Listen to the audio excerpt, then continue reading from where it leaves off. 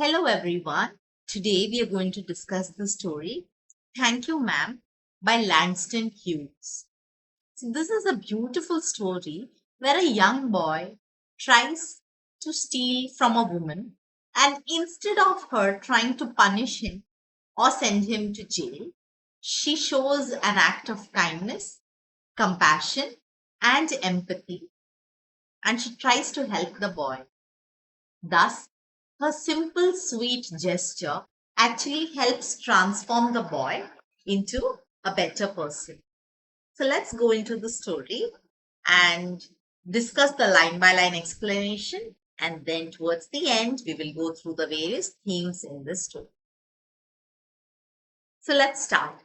She was a large woman with a large purse that had everything in it but hammer and nails. So if you see here, the author has used hyperbole or extreme exaggeration, which means to say that she had everything in her bag. Her bag was huge and there were many items in it. So this shows that the woman is strong and prepared. She's prepared for all kinds of things. It had a long strap and she carried it slung across her shoulder. So this is the description of the bag.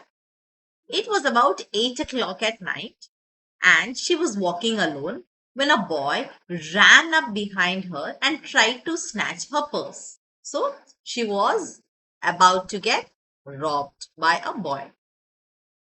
The strap broke with the single tug the boy gave it from behind. So, as we know, it was a long strap and the bag was heavy. So, as he tried to pull the strap and snatch the purse, the strap broke. But the boy's weight and the weight of the purse combined caused him to lose his balance. So, because it was a heavy bag, he couldn't just immediately take it and run off. He lost his balance and fell. So instead of taking off full blast as he had hoped, the boy fell on his back on the sidewalk and his legs flew up.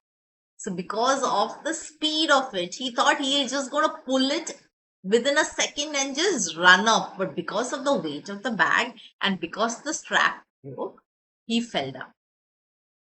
The large woman simply turned around and kicked him right square in his blue jeaned sitter. So, what did she do? She gave him one kick. Then she reached down, picked the boy up by his shirt front, and shook him until his teeth rattled. So, that is what she did. So, to teach him a lesson, she first kicked him and then she picked him up by his shirt collar and shook him up vigorously. After that, the woman said, "Pick up my pocketbook, boy, and give it here." So she's giving him a command saying, "You know what? Now, because of you, my pocketbook has fallen down. Now you are going to pick it up and giving it to me." She still held him. So she did not trust him. That is why she did not let him go, because the minute she would let him go, he would run off. But she bent down enough to permit him to stoop and pick up her purse.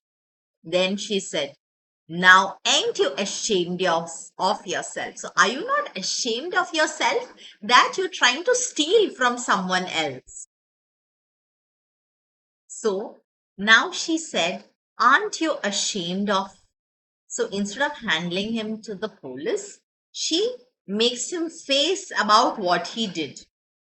And she wants to show him that his actions hurts real people and what he did was wrong. Firmly gripped by his shirt front, the boy said, "Yes, I am. So, yes, I am ashamed of this." The woman said, "Then why did you want to do it for? So, give me a reason. If you are really ashamed of stealing, why are you doing that?" The boy said, "I didn't aim to. So, I didn't mean to steal it." She said, "You are lie. So, you are a liar. You intended to steal, and that was your intention. So, don't lie to me." By that time, two or three people passed, stopped, turned to look, and some stood watching. So some people just went off without any care in the world. There were some people who stopped. There were some people who turned to look and then went ahead. There were some who were just standing and watching this conversation. If I turn you loose, will you run? Asked the woman. So if I let you loose, will you run? Is what she asked. So he's very honest in that manner. He says, yes, ma'am, said the boy. Then I won't turn you loose, said the woman. And she did not release him. So here, the boy was also quite truthful here. So she said, I will not let you go just like that. So you have to face the consequences of what you did. I'm very sorry, lady. I'm sorry, whispered the boy. So he's now apologizing, saying, I'm really sorry for doing that because he had no intentions of getting caught. Uh-huh. And your face is dirty. I got a great mind to wash your face for you. And you got nobody home to tell you to wash your face? So here, the woman, though very strong, is quite compassionate. So, looking at his dirty face, she realized that he was a neglected child and he was quite frail. So, when he says, no, I do not have anybody at home, so he said, then it will get washed this evening, said the large woman, starting up the street, drag, dragging the frightening boy behind her. So what does she do? She's like, oh, so there is nobody to take care of you, nobody to wash that face, and you are so dirty that I am going to help you clean up. So she drags the boy to her house. He looked as if he were 14 or 15, frail and willow wild, in tennis shorts and blue jeans. He looked as if he were 14 or 15. So he was a teenager, frail and willow wild. So willow wild means very thin and very frail, in tennis shoes and blue jeans. The woman said, you ought to be my son. I would teach you right from wrong. So you have to be my son because there is nobody to guide you. I will teach you what is right from wrong. Least I can do right now is to wash your face. So if you were my son, I would teach you what is right and what is wrong. But now the least that I can do to you is at least help you wash your face and clean yourself. So basic hygiene at least I will help you maintain. Are you hungry? So this shows she's a very compassionate woman. Someone who tried to steal her purse, instead of putting him behind bars or calling the police, she is taking him home, helping him clean up, and also offering him food. No, ma'am, said the being dragged boy. I just want you to turn me loose. So he's like, just let me go. Was I bothering you when I turned that corner? Asked the woman. So did I bother you that you had to come and bother me? Is what the woman is asking. So he says, no, ma'am. But you put yourself in contact with me, said the woman. If you think that that contact is not going to last a while, you got another thought coming. When I get through with you, sir, you are going to remember Mrs. Luella Bates Washington Jones. So she's like, I did not force you to come in contact with me.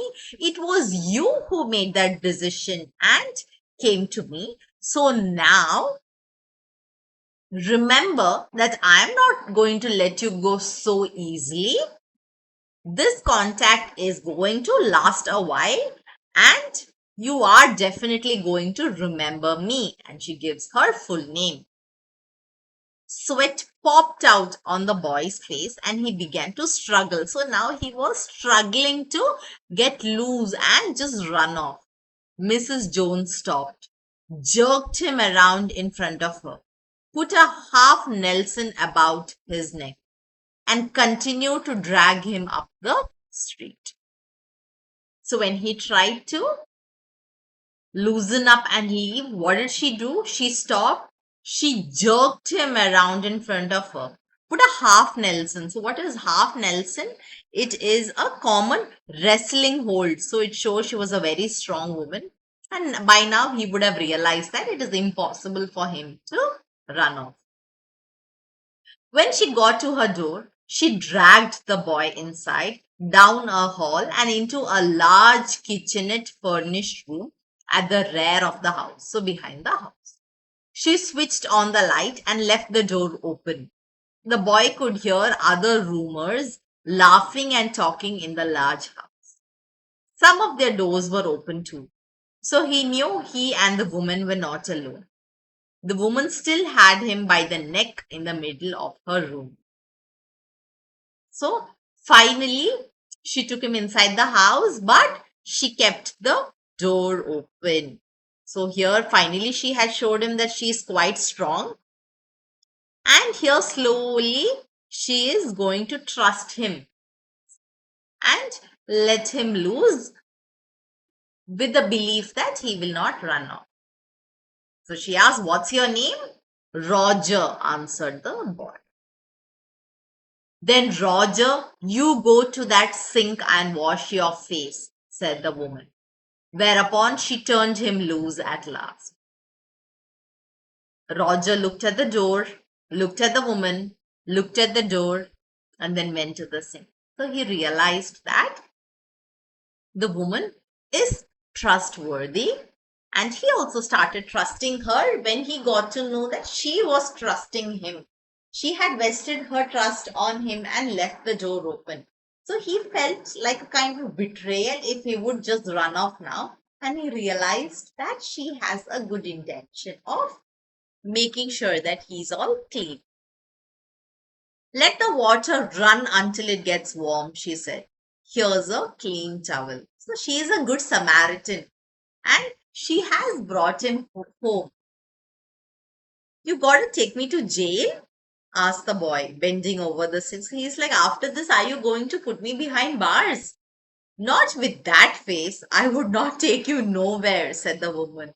So she's like, "You are so dirty. You haven't washed your face. So with that face, definitely I'm not going to take you anywhere. So you better wash up. Here, I'm trying to get home to cook me a bite to eat, and you snatch my pocketbooks." So she says, "I was just trying to go home, maybe try to cook a meal and just go to rest, and this is what you do to me? Maybe you ain't been to your supper either, late as it be, have you?" So it's beyond 8 now, right? So she's saying, "It seems like you also might not have had your dinner." So she's asking him, "Have you?" So he says, "There's nobody home at my house," said the boy. He's like, "There's nobody. I live all alone, so there's no chance of me having a meal." "Then we'll eat," said the woman. "I believe you are hungry or been hungry to try to snatch my pocketbook." So she's trying to infer about the reason why he tried to snatch her purse. So she's like, either you're hungry now or you have been hungry for a prolonged period of time. "There's nobody home at my house," said the boy. Okay, so we have already done that. So he gives out the reason of why he was trying to snatch the purse. "I wanted a pair of blue suede shoes," said the boy. So this was his intention. He dreamt of having a beautiful blue suede shoes, and that is why he tried to steal. "Well, you didn't have to snatch my pocketbook to get some suede shoes," said Mrs. Luella Bates Washington Jones. "You could have asked me." She's like, "Why did you have to snatch and try to steal my belongings? You could have just asked me and I would have got it for you." So he's confused. He's like, "Ma'am, what?" So he did not understand. The water dripping from his face, the boy looked at her. There was a long pause, a very long pause. After he had dried his face and not knowing what else to do, dried it again. Then the boy turned around, wondering what next. So he thought, now she told me to wash my face. She said she's not going to take me to the jail with that face. And now I was done with that. And then it's like, what do I do next? Oh, the door is open. He could make a dash for it down the hall. He could run, run, run, run, run. The woman was sitting on the day bed. After a while, she said, I was young once and I wanted things I could not get. So here she's opening up to him and saying that I was also young like you once, and even I wanted things that I could not get. So here she's showing her vulnerable side. She's being vulnerable with him. There was another long pause. The boy's mouth opened. Then he frowned, but not knowing he frowned. So he's like, oh, so you also would have wanted such things. So what did you do? The woman said, you thought I was going to say, but didn't you? You thought I was going to say I didn't snatch people's pocketbooks. Well, I wasn't going to say that. Pause. There was a silence. So you thought I'm going to say that I didn't snatch people's pocketbooks? So I'm not going to say that. I have done things too. So here she's opening up and saying that I have also done things which I would not tell you, son. So she's like, I don't want to disclose all that. I don't even want to tell God that if he didn't already know. So you sit down while I fix us something to eat. You might run that comb through your hair so you will look presentable. So she's like, you know what? I have also done things during my childhood that I have regretted. So I don't want you to repeat the same thing. So that is why she wants to teach the boy what is right and what is wrong. It could also mean that during her childhood, someone would have taught her. In another corner of the room, behind a screen, was a gas plate and an ice box. Mrs. Jones got up and went behind the screen. The woman did not watch the boy to see if he was going to run now, nor did she watch her purse, which she left behind her on the daybed. So, what did she do? She was on the other side of the screen. She did not watch the boy to see that if he would run now, neither did she take her purse and keep it safely. That means she trusted the boy now. But the boy took care to sit on the far side of the room where he thought she could easily see him out of the corner of her eye. So he also made sure that he gained her trust. And he said, listen, I am also going to sit in such a way that you can keep an eye on me if she wanted to. He did not trust the woman not to trust him. So the meaning of the sentence is, now Roger thinks the woman doubts him because of what he just did. So he tried to snatch the purse, right? So he expected her to watch him or accuse him. So he had the fear of judgment. And he also knew that his own actions were wrong. So he projects that lack of faith onto her. He did not want to be mistrusted now. So now he wanted to gain her trust. Do you need somebody to go to the store? Asked the boy. Maybe to get some milk or something? Don't believe I do, said the woman. So he's like, do you want me to go to the store and get you something? Unless you just want sweet milk yourself. I was going to make cocoa out of the scanned milk I got here. So she's like, I don't want some milk or anything unless you want some sweet milk. But I was going to make cocoa for you. And that will be fine, said the boy. She heated some lima beans and ham she had in the icebox, made the cocoa, and set the table. The woman did not ask the boy anything about where he lived or his folks or anything else that would embarrass him. So she's such a sweet lady. She knew that he was in poverty and he kept saying he was alone. So she did not want him to be conscious or feel sad or embarrassed. So she did not ask him questions about who his parents were, where he lived, or anything that would embarrass him. Instead, as they ate, she told him about her job in a hotel beauty shop that stayed open late. what the work was like, and how all kinds of women came in and out, blondes, redheads, and Spanish. Then she cut him a half of her 10-cent cake. So she was very generous with the food that she offered him as well. Eat some more, son, she said.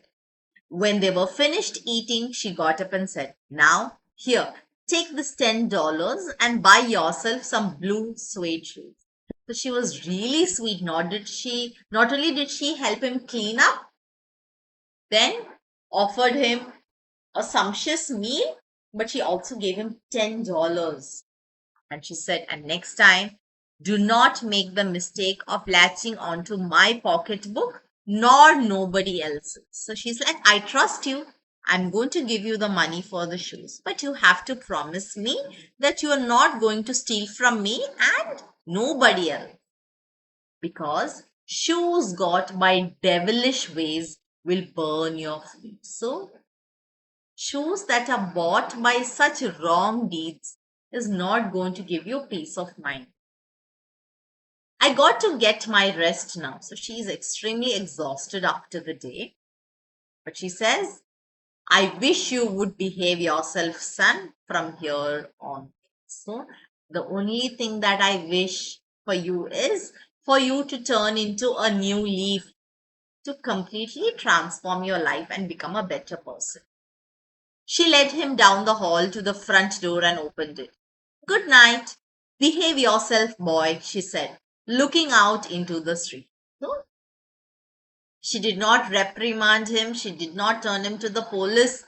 She was, in fact, very generous, sweet, caring, and empathetic towards him. The boy wanted to say something else other than thank you, ma'am, to Mrs. Luella Bates Washington Jones, but he couldn't do so as he turned at the Baron's stoop and looked back at the large woman in the door.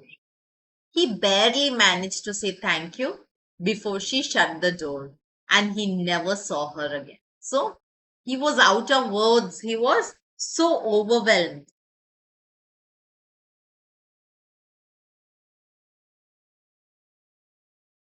So he was so choked up with emotions that someone was so generous and sweet to him that he could not say anything else to her rather than thank you, ma'am. And this shows that he had actually transformed himself and that he would be a better person.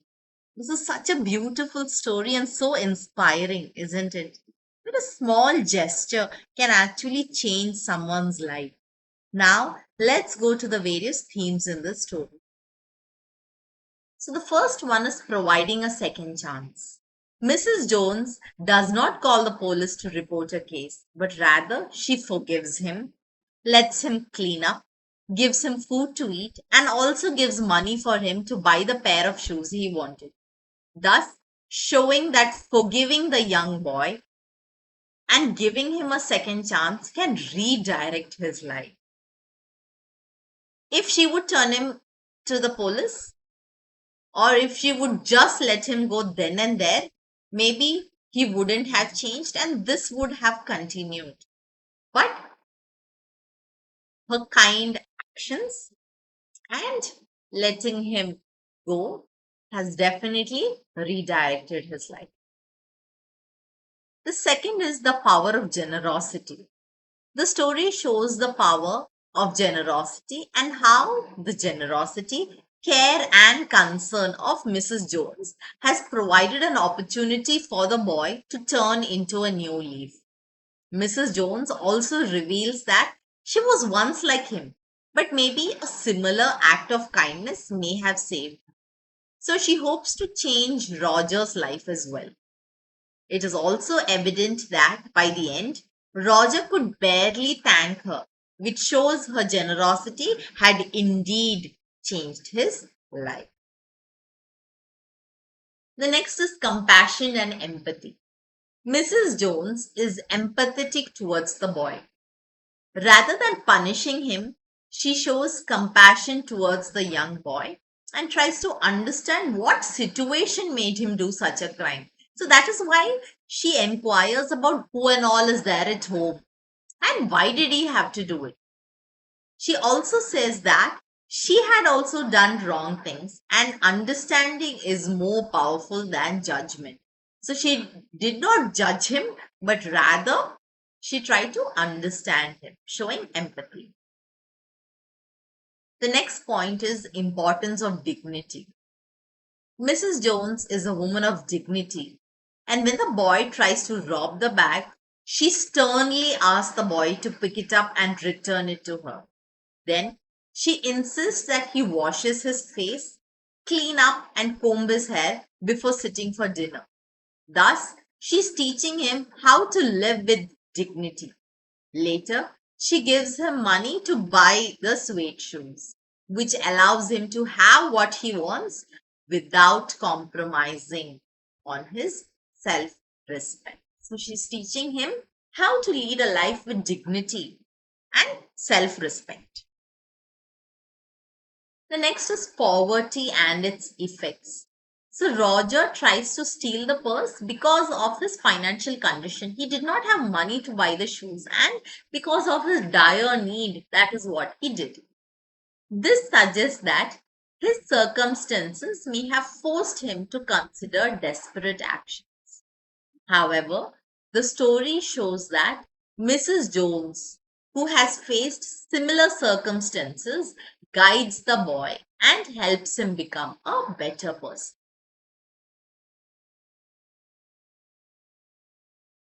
The next is gradual development of trust. Mrs. Jones and Roger move from adversaries to having mutual trust. So initially, what does she do? She drags him home and doesn't let him go as he does not trust her and will run away if she lets go. But when they start demonstrating increased vulnerability, she lets him go and leaves the door open. The first time since the attack that she has relinquished any control. Until then, she was in total control. Then Roger starts trusting Mrs. Jones and stays in the room.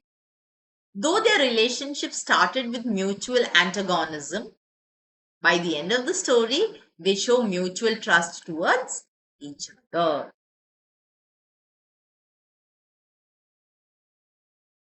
And that is the end of this video. I hope you found this video useful. Please share it among all your friends and batchmates. And remember that I'm praying for each one of you. May you do extremely well in life. God bless. I'm praying. Thank you.